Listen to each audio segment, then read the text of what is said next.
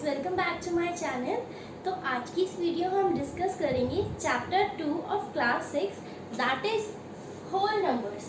तो whole numbers क्या होते हैं? सबसे पहले हम देखते हैं कि नंबर्स क्या होते हैं। हम सबको पता है काउंटिंग कहाँ से स्टार्ट होती है, 1 2 3 4 5 6 एंड सो ऑन इन्फिनिटी तक, जितने जहाँ तक भी आपको काउंटिंग आती है वहाँ तक। ठीक है, तो हम बात कर रहे थे काउंटिंग 1 2 3 4 5 6 एंड सो ऑन। ये क्या है? ये काउंटिंग है जो कि नेचुरली हमें पता है कि 1 से स्टार्ट होती है। तो हम इन्हें क्या कहते हैं? Natural numbers. ठीक है, और अगर हम इसमें जीरो भी ऐड कर देते हैं, यानी 0 1 2 3 4 5 6 एंड सो ऑन, जहां तक भी इन्फिनिटी तक, जहां तक भी आपको काउंटिंग आती है, तो हम इसको क्या कहते हैं? Whole numbers. होल नंबर्स क्या मतलब है? इनमें क्या डिफरेंस है? नेचुरल नंबर्स स्टार्ट होते हैं 1 से और होल नंबर्स स्टार्ट होते हैं 0 से। ठीक है, नेचुरल नंबर्स और होल नंबर्स में बस यही डिफरेंस है कि नेचुरल नंबर 1 की काउंटिंग से स्टार्ट होता है और होल नंबर्स 0 से स्टार्ट होते हैं। अभी हम डिस्कस करेंगे closure property of whole numbers. ठीक है, तो क्या है closure property?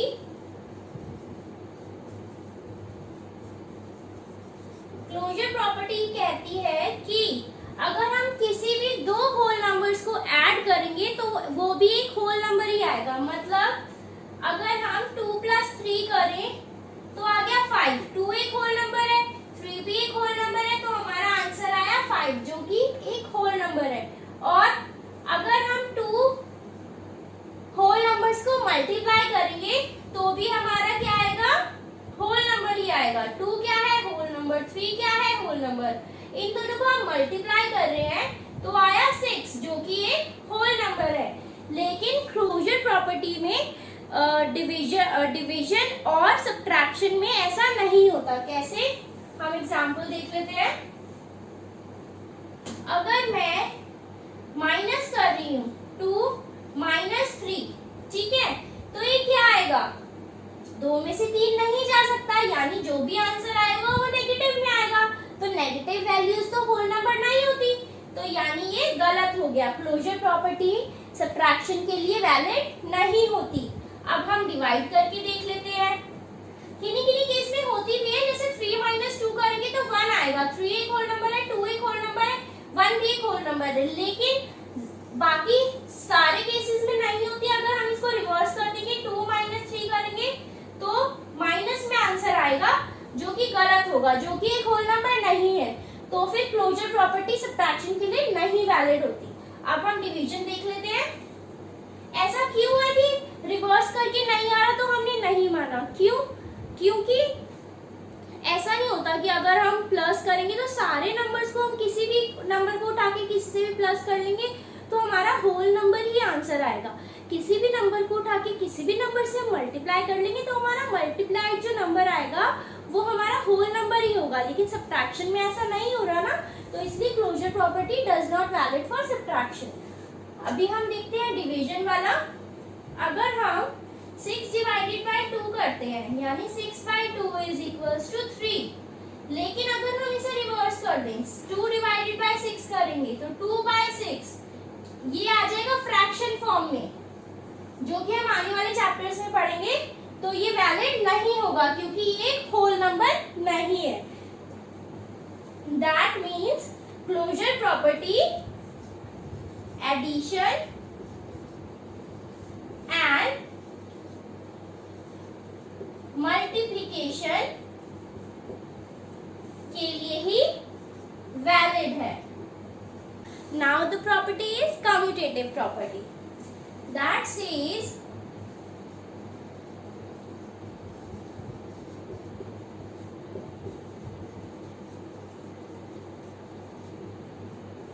that means a plus b is equal to b plus a.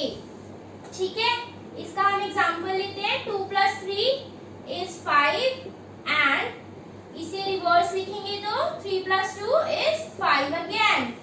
यानी अगर हम a ए की तरह भी अगर ऐड करेंगे तो भी हमारा आंसर सेम रहेगा। ये हमारी कॉम्यूटेटिव प्रॉपर्टी है। क्या ये सब्ट्रैक्शन के लिए भी होता है? Let's see, a minus B is equal to और नॉट, अभी हमें पता नहीं इसलिए क्वेश्चन मार्क लगा रही हूँ, b माइनस ए। तो एग्जाम्पल ले लेते हैं, 4 माइनस 3 1 आएगा, यहाँ 3 माइनस 4 लिखोगे तो 1 आएगा? नहीं आएगा। क्यों? क्योंकि 3 में से 4 नहीं जा सकता, that means it is not equal to. Okay, यानी सिर्फ कम्यूटेटिव प्रॉपर्टी किसके लिए वैलिड है? अभी तक एडिशन के लिए वैलिड है, सब्ट्रैक्शन के लिए वैलिड नहीं है। अब मल्टीप्लिकेशन ले लेते हैं, a multiply by b equals to b multiply by a, यानी 2 मल्टीप्लाई बाय 3 करेंगे तो आएगा 6। अगर 3 मल्टीप्लाई बाय 2 करेंगे तो 6 आएगा? हाँ आएगा। तो यानी 6 इज इक्वल टू 6, यानी कम्यूटेटिव प्रॉपर्टी मल्टीप्लिकेशन के लिए क्या है? वैलिड है। अभी हम डिवीजन के लिए देखते हैं, डिवीजन के लिए ऐसा होगा या नहीं होगा? a डिवाइडेड बाय b, ये हमें पता नहीं है अभी इक्वल्स है या नहीं, b divided by a। Example लेते हैं, 4 डिवाइडेड बाय 2, 4 बाय 2 इज 2। अभी 2 डिवाइडेड बाय 4, 2 डिवाइडेड बाय 4, क्या हम ऐसा कर सकते हैं? हम कर सकते हैं, लेकिन हमारा आंसर होल नंबर नहीं आएगा, हमारा आंसर फ्रैक्शन में आएगा, जो कि हम आने वाले चैप्टर्स में पढ़ेंगे। तो ये नहीं है वैलिड। तो यहाँ क्या आएगा? a divided by b is not equal to b divided by a। यानी क्या हुआ? कम्यूटेटिव प्रॉपर्टी में एडिशन एंड मल्टीप्लिकेशन वैलिड है, और सब्ट्रैक्शन और डिवीजन हम कम्यूटेटिव प्रॉपर्टी में नहीं कर सकते। Okay, now let's move on to the next property.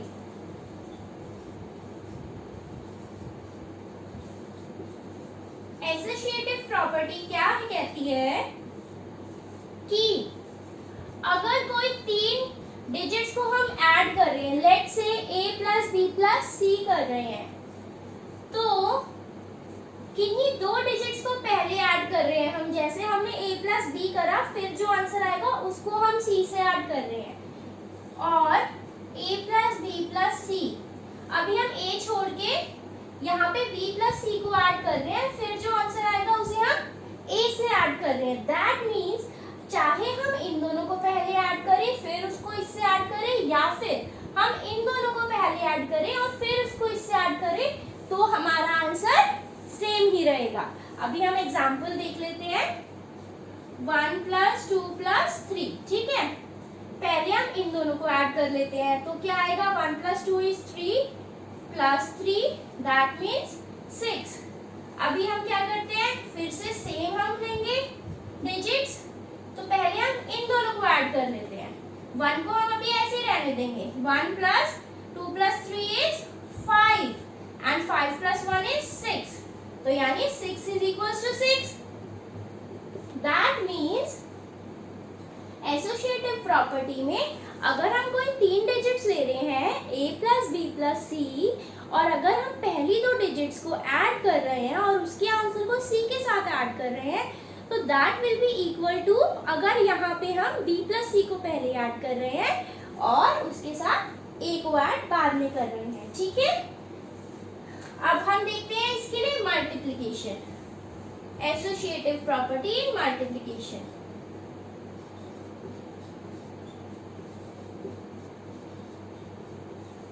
अभी हमने ये लिख लिया, पहले इन दोनों को ऐड करके फिर उसके पहले इन दोनों को मल्टीप्लाई करके उसको फिर इससे मल्टीप्लाई करेंगे, देन इसे छोड़ रहे हैं, इन दोनों को पहले मल्टीप्लाई करके उसको इससे मल्टीप्लाई करेंगे। एग्जाम्पल देख लेते हैं हम, 2 मल्टीप्लाई बाय 4 मल्टीप्लाई बाय 6, ठीक है।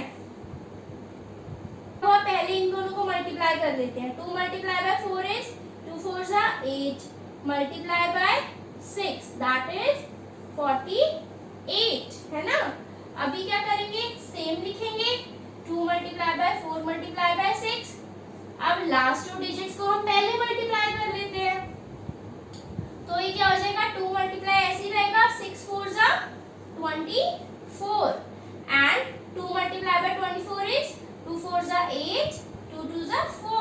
दैट इज 48, यानी हमारा आंसर सेम आया। तो फिर मल्टीप्लिकेशन और एडिशन में हम ऐसे लिख सकते हैं कि पहले इन दोनों डिजिट्स को मल्टीप्लाई कर लो, फिर उसके साथ जो डिजिट बच गया उसके साथ कर लो, देन लास्ट पार्ट को कर लो मल्टीप्लाई, और फिर उसके साथ जो बच गया उसको मल्टीप्लाई कर लो, आपका आंसर सेम आएगा। लेकिन ये ही चीज हम डिवीजन या सब्ट्रैक्शन में नहीं। That means associative property holds good for addition and multiplication के लिए वैलिड है। कौन सी प्रॉपर्टी? Associative property. Now let's move on to the next property of whole numbers property. Let's see what that says. Distributive property में क्या होता है? A multiply by B plus C किसके इक्वल होता है ये? A किसके इक्वल होगा? A मल्टीप्लाई अंदर ब्रैकेट के अंदर मल्टीप्लाई हो जाएगा। A multiply by B plus A multiply bye C।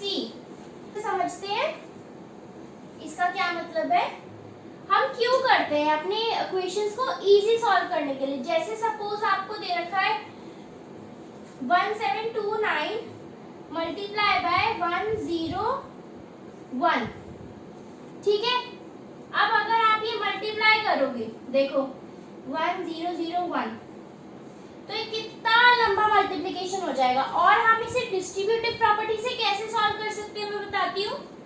1729 multiply by क्या है? 1001, ठीक है। कैसे करोगे? 1729 ऐसे लिख दो, ये हमारा A हो गया। इसको हमें B प्लस C फॉर्म में बनाना है, तो कैसे बना सकते हो? 1000 प्लस 1, 1001 को आप 1000 प्लस 1 लिख सकते हो ना, ठीक है। फिर हम क्या करेंगे? अब क्या करा था हमने? A into B plus C था, है ना। तो हमने क्या किया था? A मल्टीप्लाई बाय B कर दिया था, देन ये प्लस का निशान यहाँ प्लस आ जाएगा, फिर A multiply bye C, A multiply bye C, same ऐसे यहाँ करना है। यहाँ पे A की जगह क्या है? 1729 है, तो 1729 मल्टीप्लाई बाय B क्या है वो? 1000 प्लस, क्योंकि यहाँ पे भी प्लस है, 1729